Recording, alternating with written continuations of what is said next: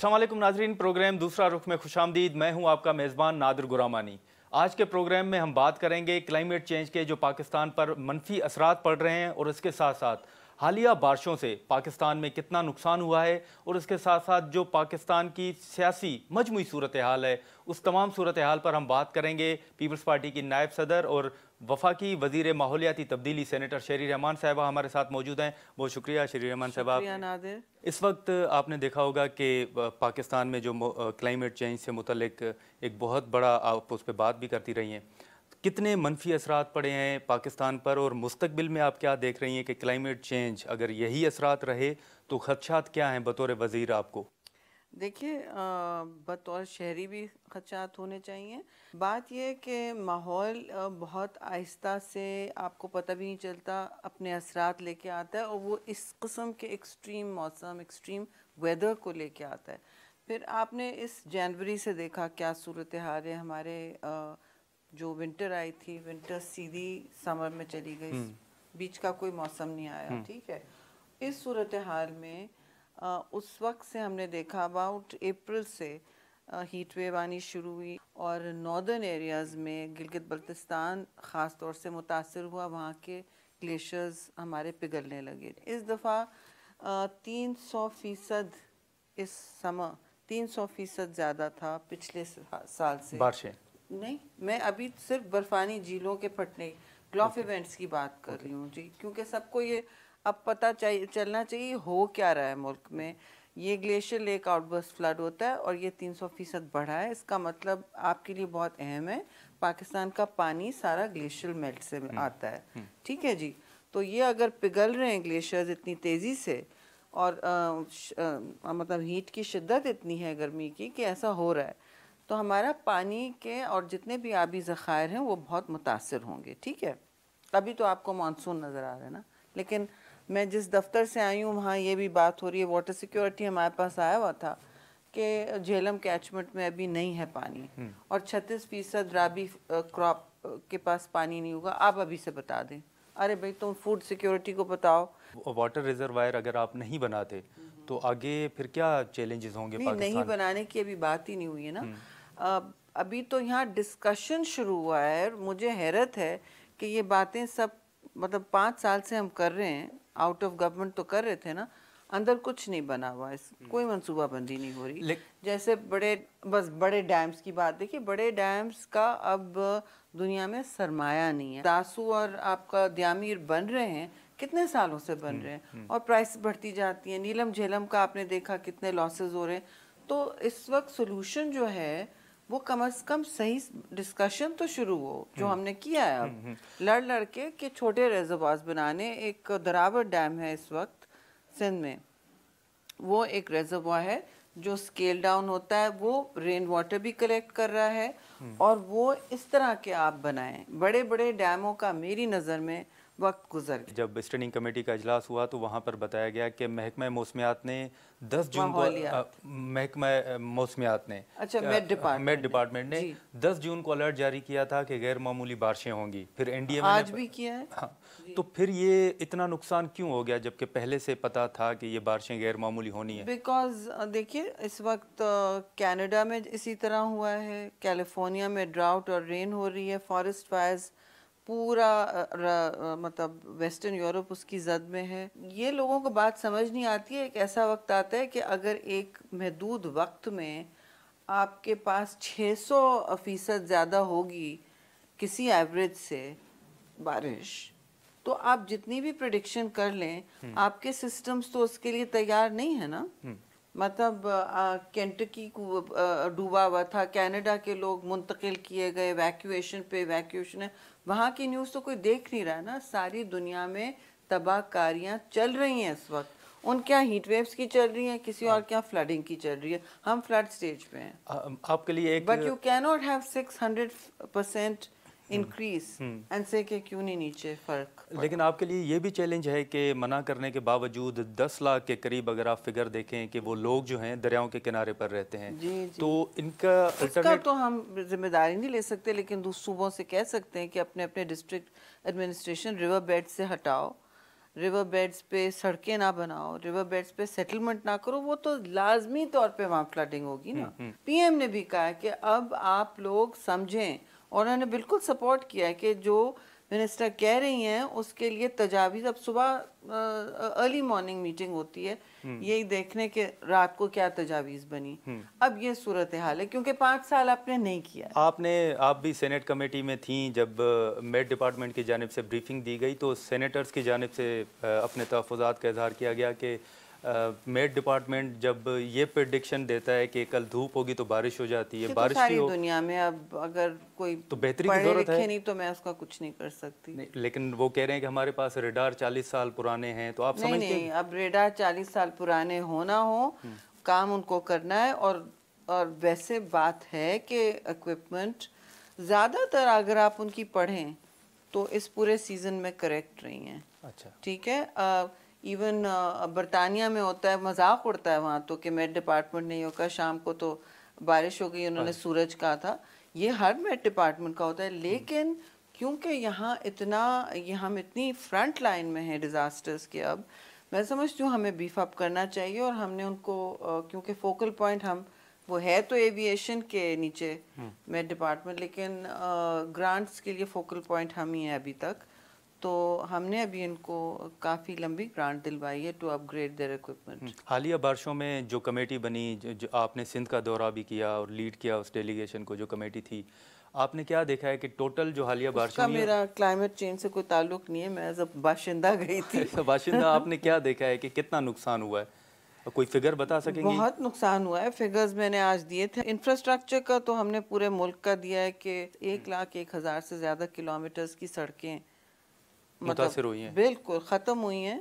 Injuries हमारी आज के वक्त तक दोपहर तक 1,030 थी, और इस वक्त हमारी डेथ्स जो हैं अफसोस से मैं कहूँगी 649। तो टोटल 1030 बन रही हैं इंजरीज एंड डेथ्स का, बहुत ज़्यादा है।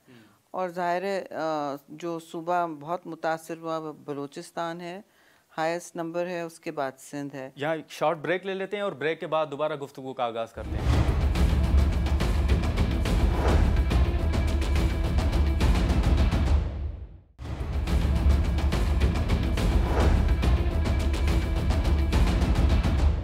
वेलकम बैक नाजरीन। शरीर रहमान साहब, अब इमरान खान साहब ने ऐलान किया है कि वो 9 हलकों से इलेक्शन लड़ेंगे, तो ये खुद पीपल्स पार्टी के लिए कितनी परेशान कुन बात होगी? कराची का भी हल्का है, हैदराबाद का भी हल्का है। खास परेशान, उन्होंने मैंडेट लिया था ना कराची का, क्या दिया कराची को? कुछ किया उन्होंने? मंसूबा सिवाय लॉलीपॉप के उन्होंने कुछ नहीं दिया। कराची वाले कुछ बेवकूफ़ तो नहीं है ना, वो उनका परफॉर्मेंस देख रहे हैं। तो देखिए 9 हल्के में फाइट करना एक ही बात होती है, उसका एक ही मतलब है, वो अपनी पार्टी को ट्रस्ट नहीं करते, या वो समझते हैं कि उनका कैंडिडेट जैसे पहले जीतता था वो नहीं जीत पाएगा, या उनको वो गायबाना सपोर्ट नहीं है जो पहले मिलती थी। ये सारी बातें हैं ना। तो अब वो खुद बंदा जा के खड़ा होगा तो शायद कोई चांस है। और ये नहीं कि उनकी मकबूलियत मैं नहीं कह रही कि कम हुई होगी, लेकिन उनका बयानिया इस वक्त बहुत मेरे ख़्याल में इतना अजीब और गरीब और पाकिस्तान ख़िलाफ़ हो चुका है। वो इसलिए कि लोग अब सोच रहे हैं, बहुत से लोग सोच रहे हैं कि अब यू टर्न ये ऑलमोस्ट डेली ले रहे हैं। पहले चले हफ्तों में होता था, महीनों में होता था, लोग भी बगल बजाते थे यू टर्न खान। अब तो सुबह अनाउंसमेंट कुछ होता है, शाम को कुछ और। अब इनके अपने एजेंट, इन्होंने CIA स्टेशन चीफ के लॉबीज़ के साथ, क्या बात है भैया, मतलब वो तो कह रहे हैं हमारी मीडिया का कोई काम है। अच्छा, अब आपको मुझसे बेहतर जानते हैं ये क्या काम होता है। और अगर आपको इतना मीडिया का, वहाँ क्या ज़रूरत है मीडिया में आपको इश्तिहार देने की? आप तो कहते थे हम तो ग़ुलाम ही नहीं है, आप उनके स्टेशन चीफ के साथ साइन किए हुए। देखिए हमने कभी नहीं कहा कि हम नहीं लॉबीइस्ट रखते, पर हमने इस तरह की पाकिस्तान को डुबोने का बयानिया भी नहीं शुरू किया। अपनी साख ऊंची जाए और पाकिस्तान डूबे, इनका ये फॉर्मूला है। तो जो KPK में विजिट हुआ है, आप समझती हैं कि ये सिलसिला उसी की कड़ी है कि ये ताल्लुकात बेहतर करना चाहते हैं? भाई हम तो चाहते हैं कि पाकिस्तान को जहाँ जहाँ से ग्रांट मिले, अच्छी बात है, आप डेवलपमेंट करें, चाहे वो केपी हो, चाहे वो सिंध हो, पंजाब हो, बलूचिस्तान हो, AJ हो, कश्मीर, आज़ाद कश्मीर, कहाँ भी। भाई मुल्क हमारा है ना, तो ये क्यों कहते थे कि नहीं हम कुछ नहीं लेंगे, हम तो बिल्कुल कशकोल तोड़ते तोड़ते 24,000 बिलियन से, अरब से ये 50,000 अरब छोड़ के गए हैं पाकिस्तान। सारी इस वक्त पाकिस्तान की और सबकी गुर्बत की, हर तबके की जो इस वक्त तबाहकारियाँ हैं, जो होशरुबा महंगाई आप देख रहे हैं, वो इसकी वजह से है और कोई वजह नहीं है। आप खुद अमेरिका में सफ़ीर रही हैं, अमेरिका के ख़िलाफ़ अगर पाकिस्तान में बात हो रही है तो ये सिफारती सतह पर कितना नुकसानदेह होता है, और क्या अमेरिका ने ये तहफ़्फ़ुज़ात का इज़हार किया है कि पाकिस्तान में उनके खिलाफ? किया है, सारी दुनिया को पता है, किया है उन्होंने। वो बिल्कुल पाकिस्तान को आइसोलेशन की तरफ ले जा रहे थे। हमें किसी कैंप में जाने की ज़रूरत नहीं थी, कभी चीन ने हमको ऐसी बात नहीं कही, आज भी यही कहते हैं। बल्कि जब मुझे याद है कि मैंने सफ़ीर से एक दिन बात की, बहुत पहले की बात है, वो कहते हैं हम तो IMF से आपके लिए बात कर रहे हैं। देखिए वो इस तरह की कैंप बाजी में हमें ना डालना चाहिए था, ना किसी को धकेलने की ज़रूरत थी।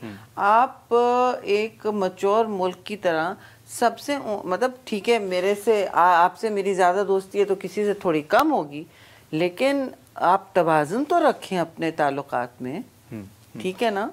तो अभी जो वो ये करने तैयार नहीं थे और उन्होंने कहा झोंको पाकिस्तान की खारजा पॉलिसी, झोंको पाकिस्तान की इक्तिसादी पॉलिसी। IMF से अग्रीमेंट कैसे तोड़ा इन्होंने?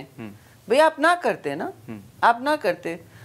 इन्होंने जाते जाते IMF से अग्रीमेंट तोड़ा अपनी मकबूलियत के लिए, और हमसे दोस्तों ने कहा कि मत लें ये हुकूमत। अब फिर मैंने कहा लेकिन अगर हम नहीं लेंगे, हमने जायज़ा भी लिया, सोचा कि भाई हम लेते हैं हुकूमत तो इनकी जो जितना इन्होंने डुबोया है पाकिस्तान को, ये तो डूब रहे थे ना, इनकी तो मकबूलियत बिल्कुल ख़त्म और साख ख़त्म हो रही थी।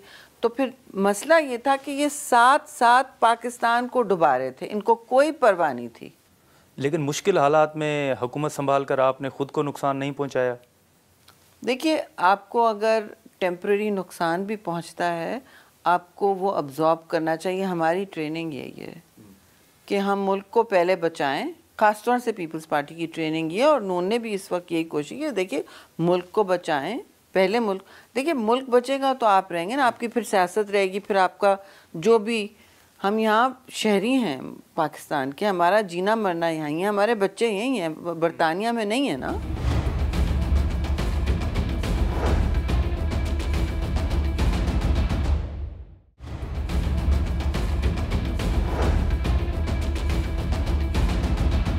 अभी जो 3.5 सालों में CPEC के मंसूबे, जो आपका मंसूबा था, जरदारी साहब ने उस पर काम किया, कितना मुतासिर कुन काम था तहरीक इंसाफ का CPEC के मंसूबे से मुतल्लिक? देखिए CPEC तो रुक गया था ना इनके टाइम में, आपने कुछ सुना था CPEC का होते हुए?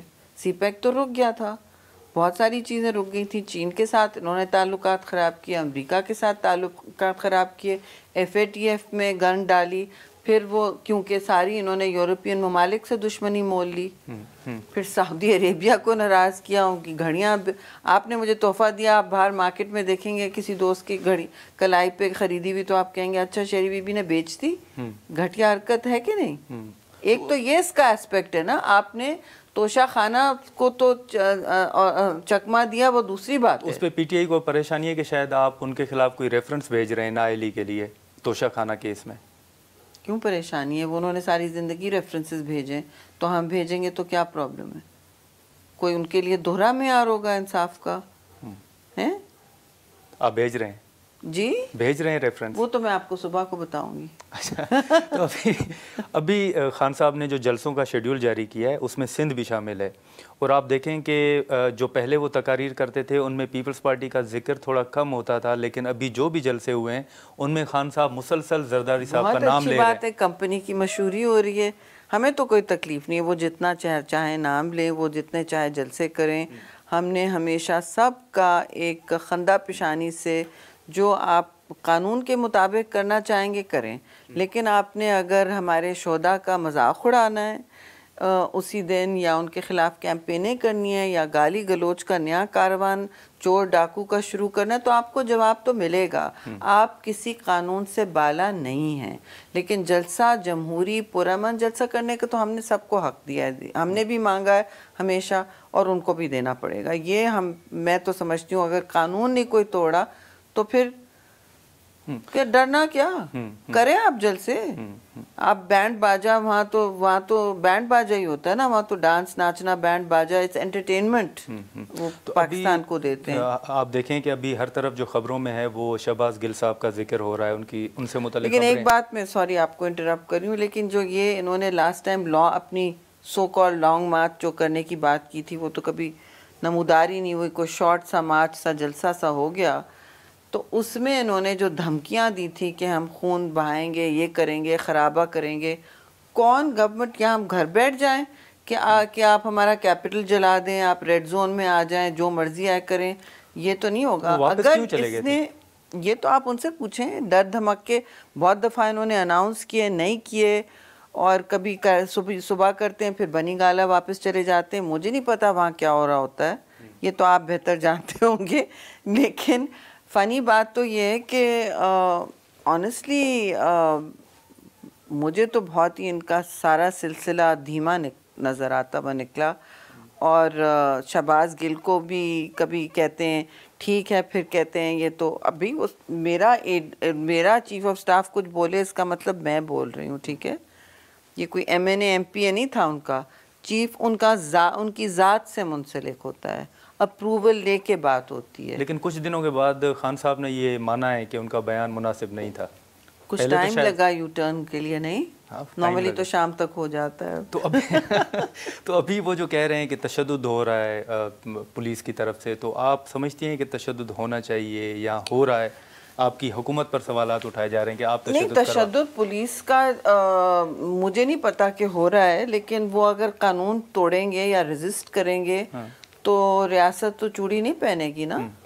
मतलब फिर लोग हम पे मजाक उड़ाएंगे कि आपने उनको खुली छुट्टी दे दी, कि ऐना की तो नहीं हो सकती, जो अब सब भूल गए। मैं नहीं कह रही कि अगर दो नाइंसाफ़ियाँ हुई हैं तो उसका एक मजमुई बहुत बड़ी नाइंसाफ़ी बनती है, मैं ये नहीं कह रही। लेकिन इन्होंने जो किया था फिर उनके साथ तो वो होगा ना उस तरह के। इन्होंने कवानीन चोर डाकू सबको का फरियाल तारपुर को आधी रात चांद रात अस्पताल से निकाल के गए, बख्तरबंद गाड़ी में ले गए।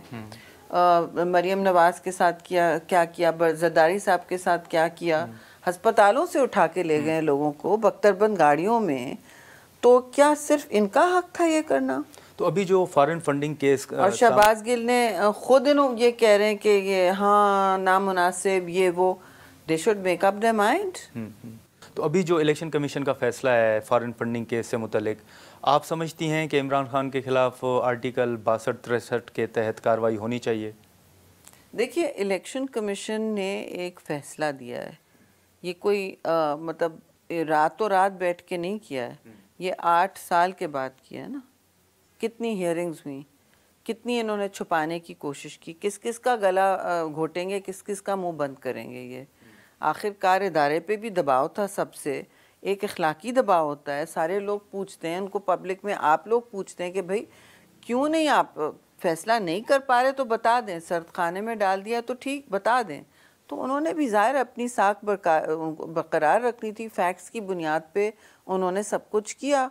इन्होंने तो हर फैसला, हर हियरिंग इन कैमरा करने की कोशिश की। भाई अगर आपके पास कुछ छुपाने को नहीं है तो आप पर्दा क्यों डाल रहे हैं, क्यों आप इन कैमरा कर रहे हैं? लेकिन आप शफाफियत की बात करते हैं, करें शफाफियत आप की बुनियाद पर। 2023 के इलेक्शन कैसे करवाएंगे कि जब खान साहब कह रहे हैं कि ये मौजूदा इलेक्शन कमीशन हमें मंजूर नहीं है और तब्दील करें? तो खान साहब तो डिक्टेशन नहीं दे सकते ना हर चीज़ पे। उनको तो वही इलेक्शन कमीशन है, वो क्लिप आपके पास होगा, इनके लोग बैठे थे, इन्होंने अनाउंस किया। और मुझे समझ नहीं आती जो लोग इनका बैंड बाजा सुनने जाते हैं उन्होंने क्यों अपने कान बंद किए हुए, लेकिन सारी कौम अब समझ चुकी। चलिए यहाँ पर एक शॉर्ट ब्रेक लेते हैं और ब्रेक के बाद हम यहीं से गुफ्तगू का दोबारा आगाज़ करते हैं।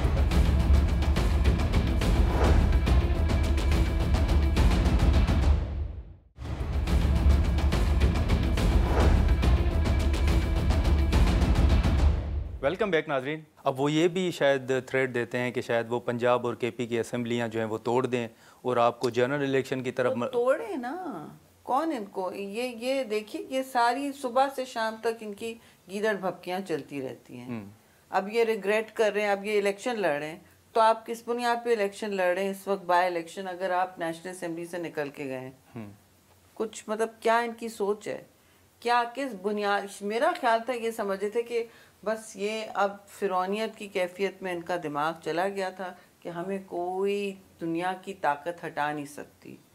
मैं तो रोज कहती थी भाई किसी का इक़्तिदार मुस्तकिल नहीं होता, समझो इस बात को और उसी तरह नाप तोल के चलो कि जो जो तुमने किया वो तुम्हारे सामने आएगा ना। मैं आपके साथ कल आज बदतमीजी करूंगी, कल मेरे साथ आएगा, बदसलूकी करूंगी, मेरे साथ भी कोई, आप शायद नहीं, कोई और करेगा और उसका मुझे भुगतना पड़ेगा।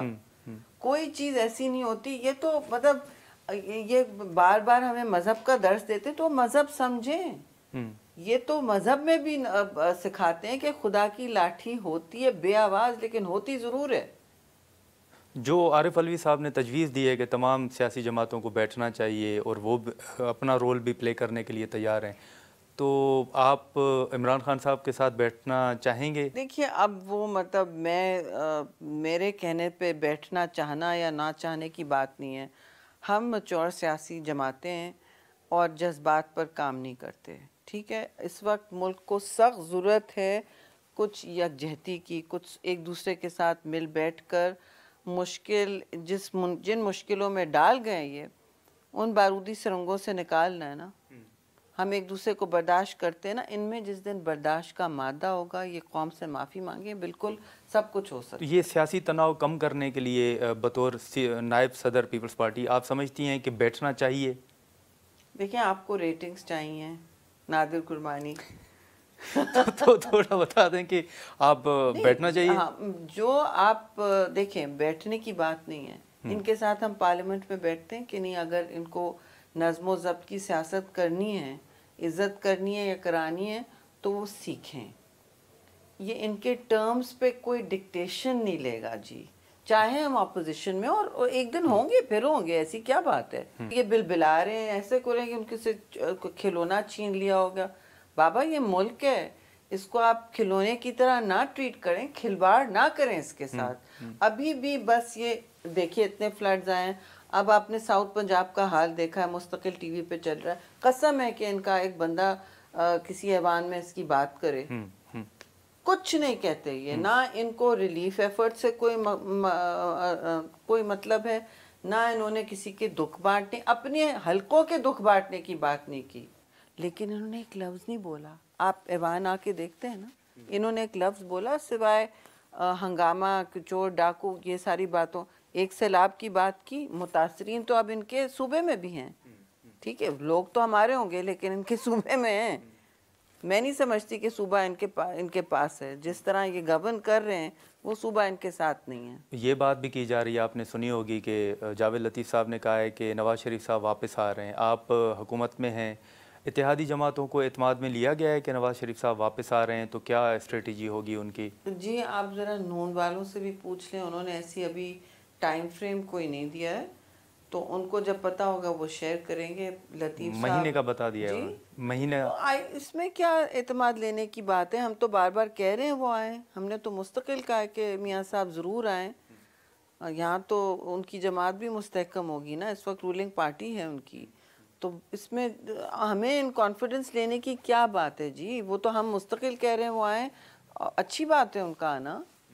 तो आप पर दबाव इस सेंस में पड़ेगा कि क्योंकि उनके खिलाफ केसेस चल रहे हैं, वो आएंगे तो आप पर भी दबाव होगा कि शायद आप उनको रिलीफ दे रहे हैं और उनको सहूलत फराम कर रहे हैं। दबाव से कब डरे हैं नादिर?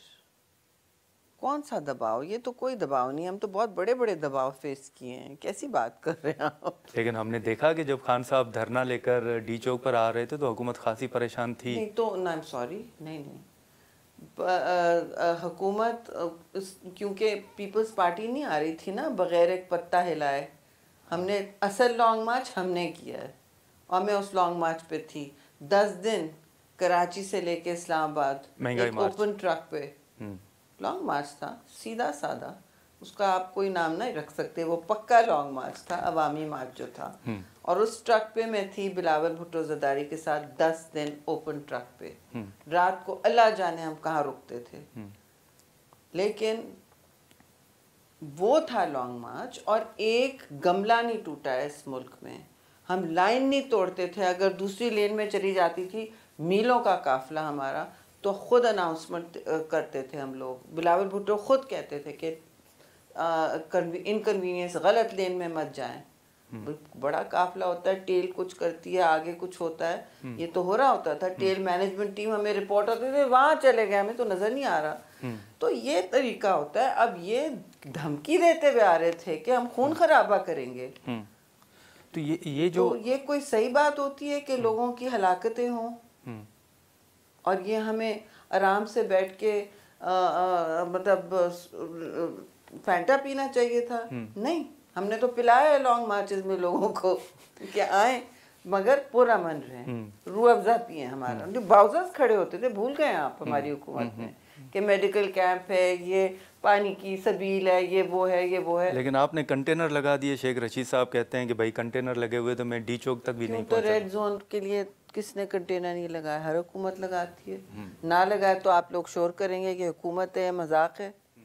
आई एम सॉरी, ये क्या बात होती है? अभी एक तासुर दिया जा रहा है कि शायद, जैसे मैंने नवाज शरीफ साहब का जिक्र किया, कि उनके पाकिस्तान आने के बाद शायद आप कोई कानून में तरमीम करने जा रहे हैं कि उनको सहूलत पहुँचे। क्या काबीना के इजलास में ऐसा कोई मामला ज़ेर बहस आया है? नज़र में अभी तो कोई नहीं है। काबीना के इजलास में मोस्टली मैं होती हूँ, एक ही शायद इजलास मिस किया है मैंने जब मैं मुल्क से बाहर ही थी, but I haven't seen any such.